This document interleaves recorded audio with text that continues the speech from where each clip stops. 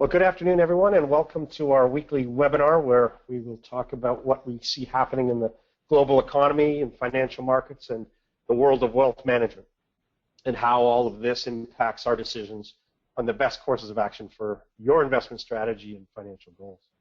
So thank you for taking the time out of your busy schedule to join us today. We are recording this so that those who can't join us live can tune in when it's more convenient.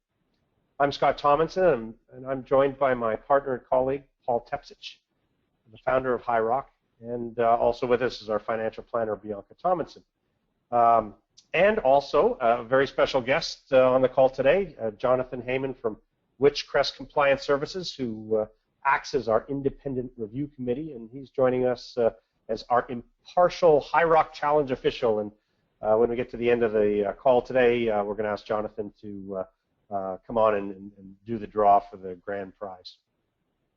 If we have time, we'll have a question and answer period at the end of the call. So if anyone has a question about portfolios or any aspect of wealth management, we invite you to feel free to ask questions.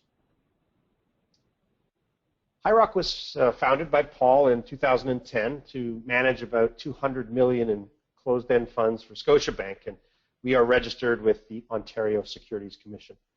I joined Paul in April to help build out our private client business, and we're off to a great start. We continue to add new clients, and we're excited to have made an impact in such a short time frame.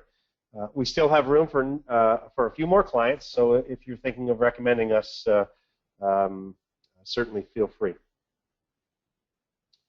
Our private client division was established to take advantage of some of the synergies that come with the funds we manage for Scotiabank. We're not brokers, we're not investment advisors or financial advisors. We are a portfolio management company who has a clear understanding of wealth management. Importantly, all of us at Highrock have our money invested in the same models as all of our clients. Whatever we do for all of us. Our interests are aligned with you, our clients.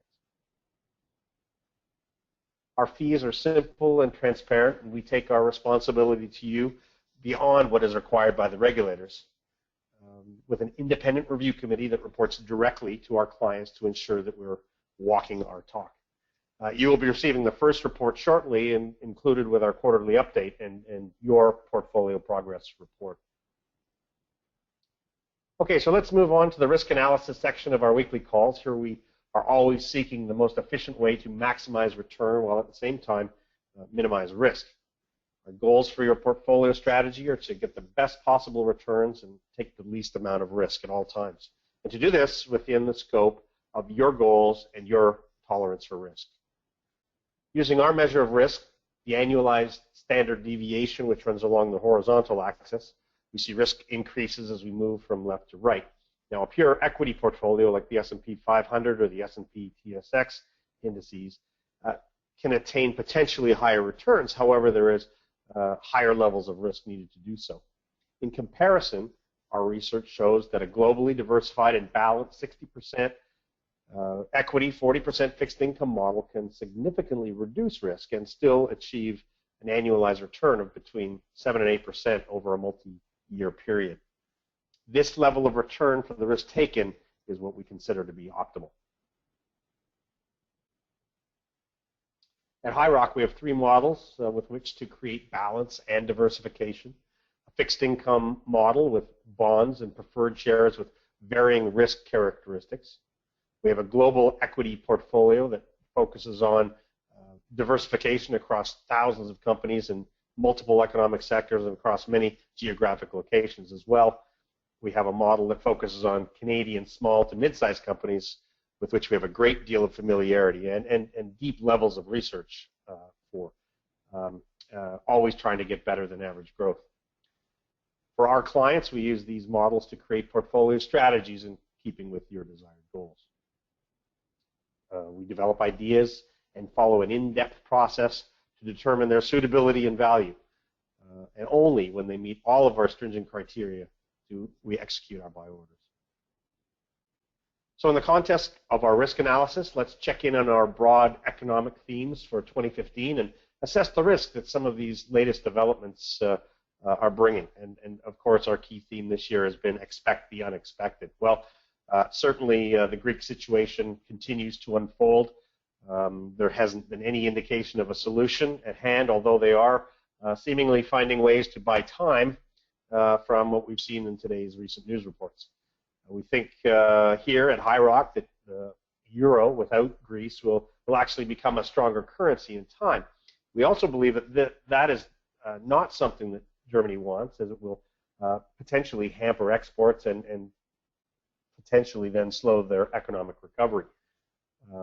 However, if Germany does soften its stance too much, the fallout will be that Ireland, Portugal, Spain, and Italy will demand similar treatment as it's giving Greece, and this could pose even greater risks. So it appears that both Germany and Greece have backed themselves into their respective corners, and it will be difficult to find compromise, but apparently there is, at this time anyway, a little more hope, and markets have closed on a more positive note today. But we always have to remember that without a deal, a Greek exit will cause greater uncertainty and certainly further market turmoil. We know, and we've talked about this, but uncertainty forces investors to move away from riskier assets into safer assets. The selling tends to send riskier assets to lower price levels and equally pushes up higher levels of volatility. And, of course, that brings with it market risk. Equity market volatility remains elevated and certainly above recent historical averages. However, we do need to keep this in some historical perspective in comparison to some of the spikes in volatility that we've seen in the past. And, of course, we continue to monitor things and how they're developing. Certainly, one of our themes has also been that central bankers don't like volatility because it does undermine confidence. We know that central bankers are continuing to monitor developments and assess whether they're going to produce any unwanted economic developments along the way. And, of course, we expect that they will act accordingly should volatility escalate. As riskier assets are sold and safer assets are bought, it can significantly impact bond markets, and we've seen that, of course, adds interest rate risk. We've seen a significant move over the last few months in German 10-year bonds from the April 20 lows near 0% all the way to up to 1% in June, and then subsequent to some of the more some of the issues escalating from Greece, we've seen German 10 years move back down close to just 65 basis points today. So this is investors moving to safety in Europe. On the economic front, we do, I should say, the market has been expecting the U.S. economy to pull global growth in the second half of 2015, which means we're expecting to see better things from the U.S. Down the road. Now, we won't get any of these readings on U.S. third quarter data until August, but we certainly will be monitoring the final second quarter data, and here's some of the recent data that we have seen. Last week, we saw the U.S. employment situation report. Employment growth is actually starting to slow, and despite the fact that the headline unemployment rate was lower, the participation rate has fallen to the lowest level since 1977. So, again, these are things that concern the U.S. Federal Reserve, and of course, we have to take all of that into consideration. Also, another thing that the Federal Reserve has been monitoring is average hourly earnings. They have not been increasing. They are, in fact, declining. So we're not seeing any wage inflation, and that's certainly something that, of course, the Federal Reserve is monitoring. One of our new sub-themes that we've talked about a little bit over the last few calls has been that recently we've seen some significant changes happening to the U.S. consumer. Baby boomers are not spending in retirement, and the millennial cohort just generally has less money to spend.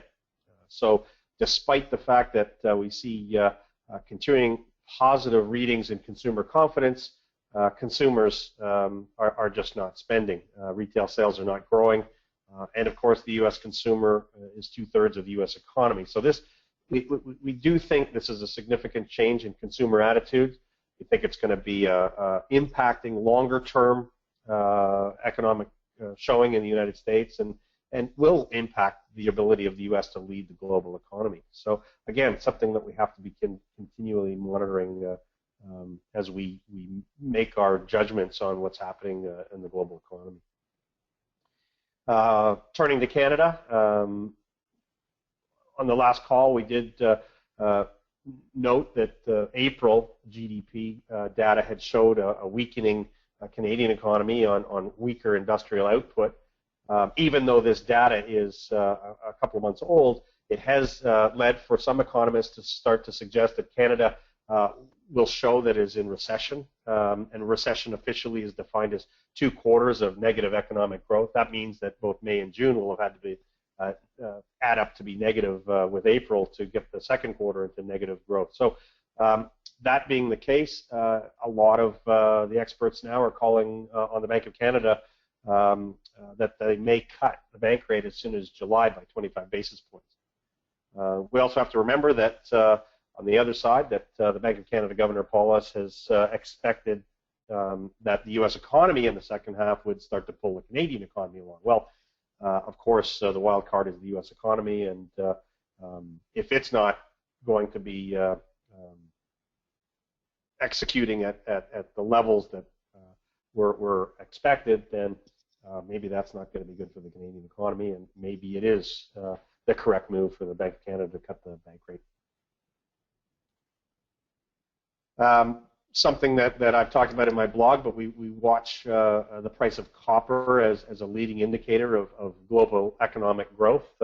So we've been watching closely over the last little while as to what's been going on with the price trend in copper, and it continues to follow its downtrend that was set back in early 2011, despite an effort in April to break out, or April or May, to break out of that downtrend. It failed. Prices did not break out and have subsequently continued that downtrend. So again, it's something that we want to keep our eye on.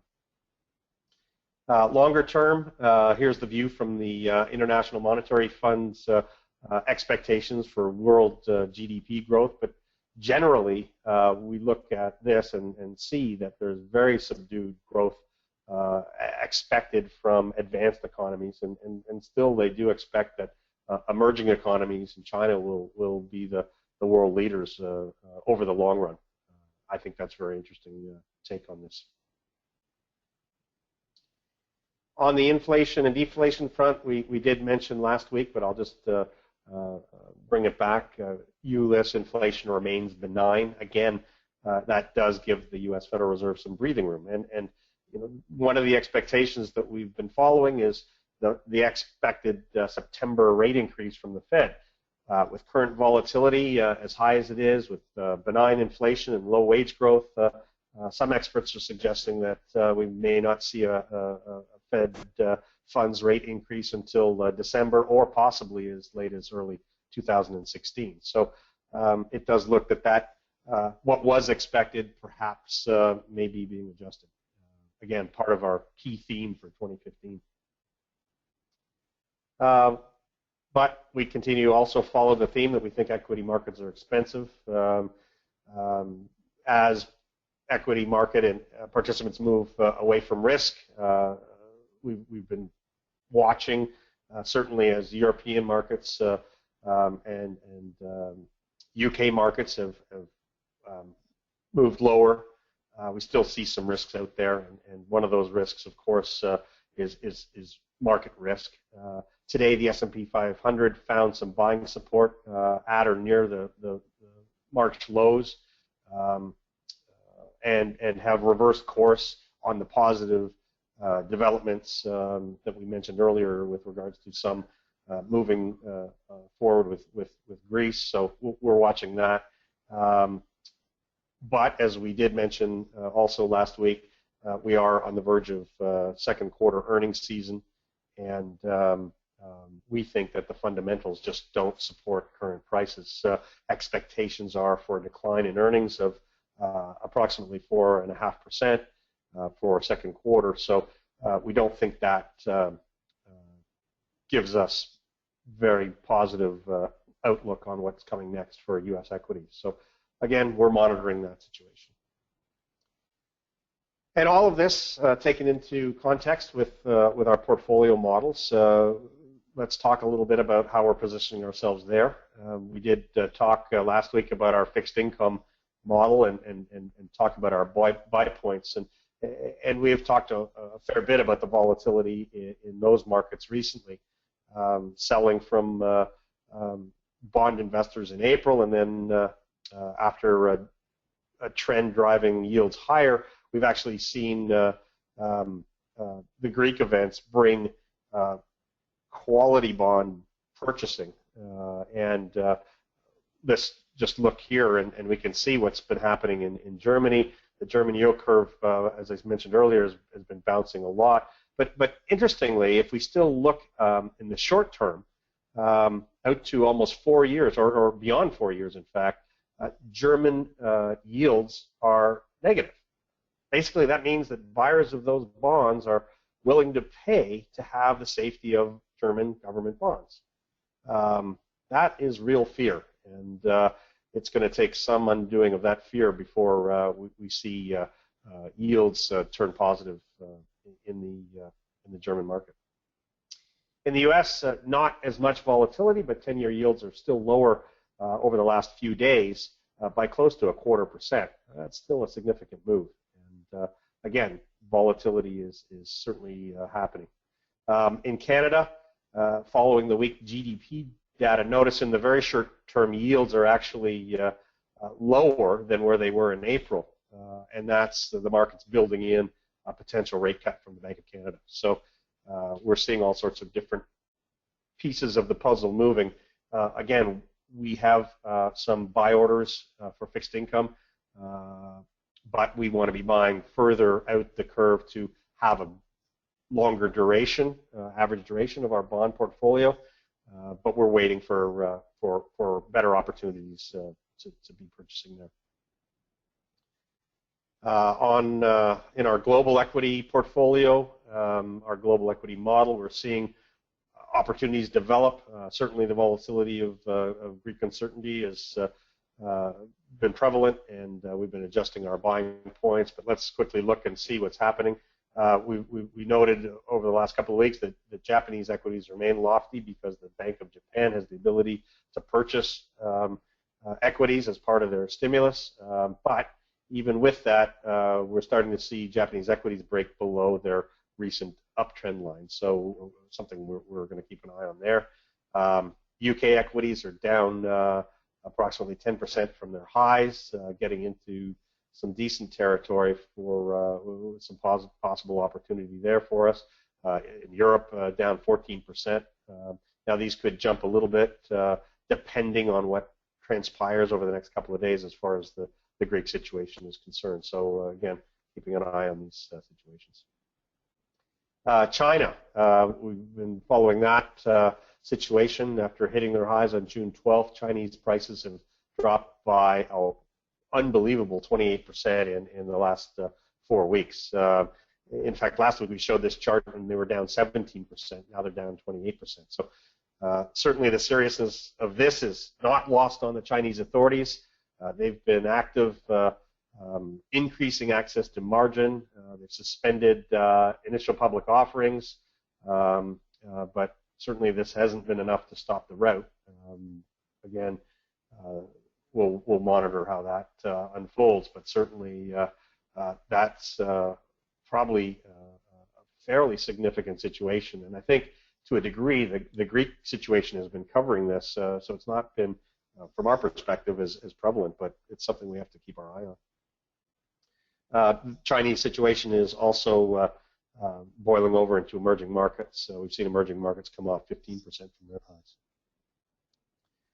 So that's some of the updates on what's going on in our global equity. And of course, the third model is our Canadian growth equity. And Paul, just wondering if you have anything to throw in here at this point. No real changes, Scott. We still think the general market is overvalued. We do have buy points in on some of our favorite stocks, but we're not quite, even with the weakness we've seen over the past week, save for today, we're still not quite at our target buy points, so we're trying to stay somewhat disciplined and wait for better entry points. That's it. Excellent. Thank you very much. And now, this is what everybody's been waiting for, the grand prize draw for a $200 gift certificate to Holt Renfrew. For those of you who have participated in our High Rock Challenge survey, certainly want to thank you for doing so. And now I'd like to invite our independent review committee, Jonathan Heyman of Witchcrest Compliance Services, to come on the line and tell us who he threw the dart at. Well, thank you. And I went out especially this morning to buy darts, and surprisingly enough, they don't sell it in as many places as you'd think they would. So I'll go ahead and throw the dart. And the winner is Donna Gardner. Donna Gardner. That's fantastic. Congratulations to Donna. That's great. Yeah. Okay. Well, thanks so much, Jonathan. That's great, and congratulations, Donna. And that's exciting. And I'm excited for Donna. So, as per usual, that's it for today's discussion. But if any of our listeners do have questions, we have a little bit of time here for some question and answer. So I invite you now, certainly, to come on the line and ask.